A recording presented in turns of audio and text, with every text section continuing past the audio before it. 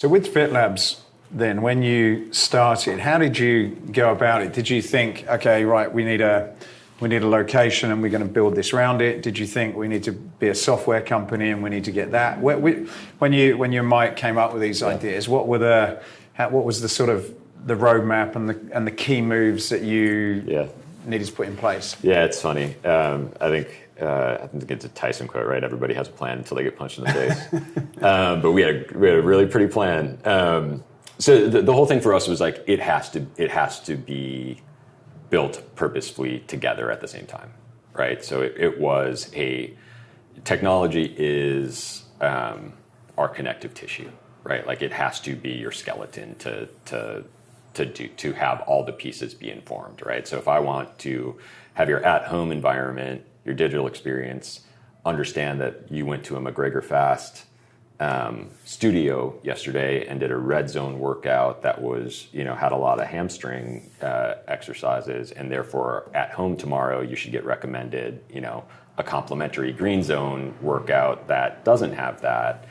We need to be able to pull data from the studio that allows the at-home experience to understand that, right? And so that's why like if you don't build it on a foundation of technology, it's going to be really hard. The other thing we had to do, since we wanted to be able to offer multiple brands so that we could have these deep, really authentic, targeted brands, was to be able to build it on one shared code base so we don't have to build full tech stacks for every brand, right? Which would be super expensive and inefficient. And so we built one code base that allows us to build a feature once and express it out to as many brands as we want to, right? So we are certainly at heart a technology business. Now, I think we probably all agree that even saying technology business today is weird because we all better be technology businesses, but that is our foundation. And we brought over, the VP of engineering from Nike, who was in charge of Nike Plus, Nike Run Club, sneakers, all of Nike Training Club, all of that sort of stuff, to be our CTO. So Greg Sharp is our CTO. He ran all of that stuff at massive scale at Nike and brought over some of our lead creatives and product managers. That's our technology and digital product team.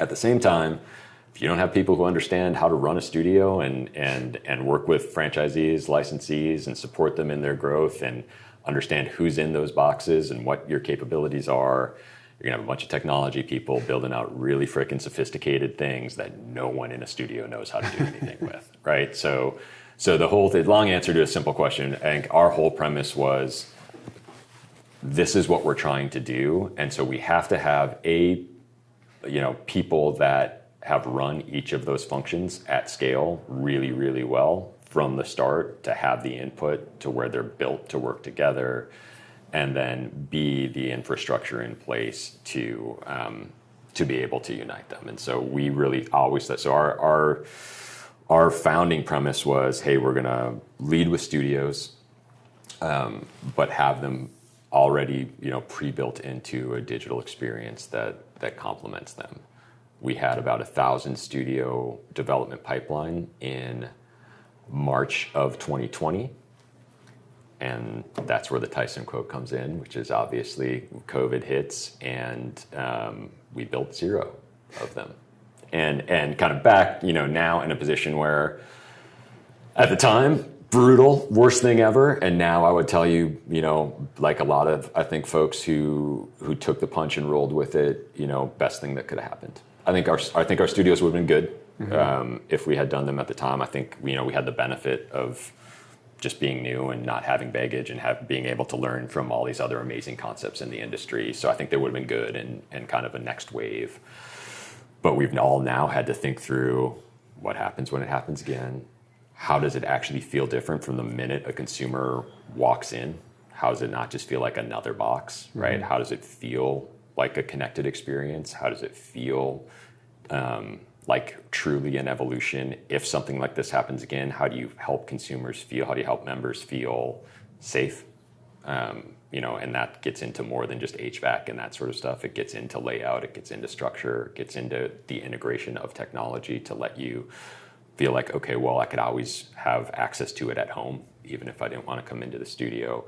So it just forced us to really, really dig in at a granular level to every aspect of the consumer experience. And I just don't think I can honestly say we would have gone to that level of detail. Again, I think we would have been proud of what we put out, but I just think without that, you just wouldn't have. And so we've done that.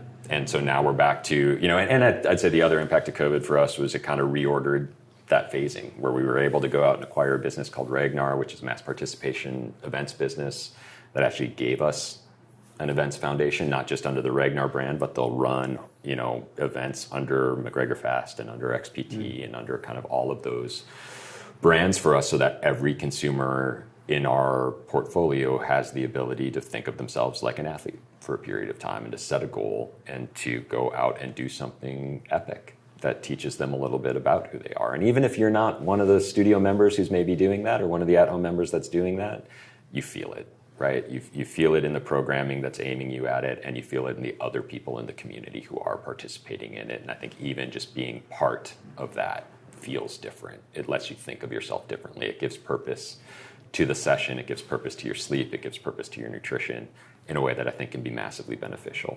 Did you put that out in instead of the stores? And did you put some out? So what we were able to, so what we did during COVID was, you have to react, right? So we went through the thought process on studios. Obviously, decided not to build any out during COVID, which, and again, I'd have to say, super fortunate to not have had 50 open, right? It gave us the ability to really not have that anchor to try to figure out. But yeah, we reordered the steps, kind of same North Star, reordered some of the steps in how we think we want to get there, started to really put some of the digital, the at-home concepts out, think about what's next on the at-home front as well, and kind of how we think we can be meaningfully different from some of the other folks who are out there. And I think there's some great stuff out there.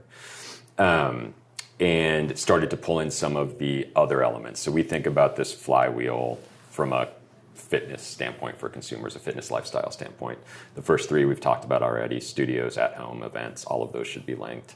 And then those are really, and that's 100 million plus of addressable market, right, globally. So it's great market. But it's also the gatekeeper to all the other stuff, right? So you have 75%, so another 300 plus billion dollars of spend in apparel, equipment, and supplements, right? And if we're able to help you be active across those three dimensions on the front end, we're also going to be the best person to help you understand what equipment you need to be successful in that program. We're going to have coaches in front of you, either in your studio and or on your TV at home, wearing whatever we think it is you should be wearing.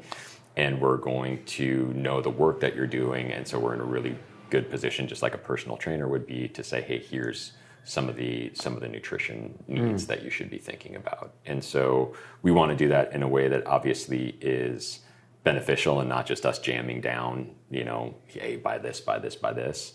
But I think for most consumers, and certainly just speaking for me, if I find something I want to do, I want to be able to do it whenever, wherever, however, and I need you to tell me what I need to be successful in it. And I want to maximize the results of the work that I'm putting in. And so that's really the goal for us. And so pulled in Ragnar to hit that events.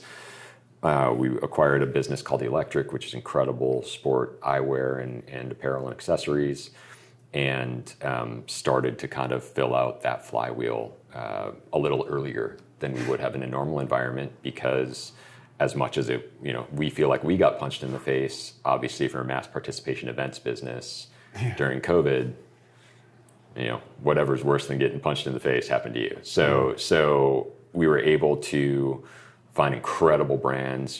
There's a ton of people out there with Ragnar tattoos because the events are that meaningful to them and who they are in their life, and that's what it takes in fitness. So we were able to go find some incredible brands to help us flesh out that whole flywheel that we wanted to be able to offer, press our digital forward much more aggressively than we would have normally. And now we're in a space, fortunately, where we have the out-of-home stuff coming back, and utilization rates in the industry look great, and our studios start to get built out here this year, and our events are kind of back up and crushing. And so kind of led us to a point where we're ultimately much farther along, both in terms of, I think, the net quality of all of those pieces, but additionally just being able to have more of those pieces of the flywheel, then I think we would have, I think we would have gone out and just gotten studios and the at-home stuff going, because we would have had so much work to do just kind of meeting demand on that front, that it would have been hard to kind of fill out some of those other pieces. But this gave us the opportunity to do that. With the integration, it sounds like an obvious thing, and I know I've worked with lots of companies that are trying to do that, where it makes sense to say, well, here's your training, here's your nutrition, here's your clothing, here's your equipment. But for years, very few have actually been able to pull that off, and they tend to be kind of really small because they've got the ability to sort of get their arms around the whole thing. Would you say that part of the secret in being able to make that work is the technology base that you referred to? Yeah, I think so. I think of a bunch of things. I think that if we go kind of to the selfish end of it, so the business end of it, it's expensive to acquire consumers. So every business is thinking about, how do I adjust that? A lot of that for us is kind of these amazing partners that we have, like Connor or Laird and Gabby or others who have such an amazing and powerful connection with consumers. And then you think about lifetime value, right? And I think there's a difference in going, hey, for my model to work, I need you to buy my supplements and buy my apparel and buy my equipment, versus saying, hey, if you love this training style, I'm going to let you rep it or be a part of it however you want to. And then, but each piece works by itself, right? From an economic standpoint, each piece works by itself. It just gets better and better for us as a business, the more pieces that you participate in. And then, like some other folks in the space, obviously we have multiple training modalities, multiple brands within that portfolio. So as your interests change over time, we have a chance to at least retain you longer than others. And then every new brand you get into also has that whole flywheel of events, studios, at home, supplement, apparel, equipment, right? But I think if the bet is, hey, I need all these pieces to work for it to work, then yeah, that's really hard. If the bet is, hey, if we can get 20% of people to convert into some of these other aspects and another 20% to convert to another brand over time, and that takes us from a viable, nice business, proposition when you look at LTV to CAC into an incredibly powerful business proposition, that I think is different. And again, if that is all done, to switch back to the consumer lens, if that is all done in a way that feels kind of like the way that you would think about Disney, right? Or Marvel, which I guess is Disney anyway. But, we have these incredible brands or franchises. And if you want to wear a shirt or buy a toy or read about it or watch a movie or watch a TV show or go to a theme park or whatever else they're going to, if that all is done in a way where it deepens your connection to the thing that you love and enjoy, then that is a really powerful kind of beneficial cycle. If that is done as so you're doing them as standalone. So like the electric is its own thing. Everything has to be its own thing. And then look, if obviously just like a media company would, hey, if you like this title, you're probably going to love this too. Like we have to show you all of the brands and give you the choice, right? And then you might want to engage with all of them. You might want to engage with one. You may change 18 months from now to want to engage with this other thing. And that's our job and really any company's job is to kind of help understand what you love and make sure that we're showing you more and more and more of things that you probably will also love if that's the thing that you loved.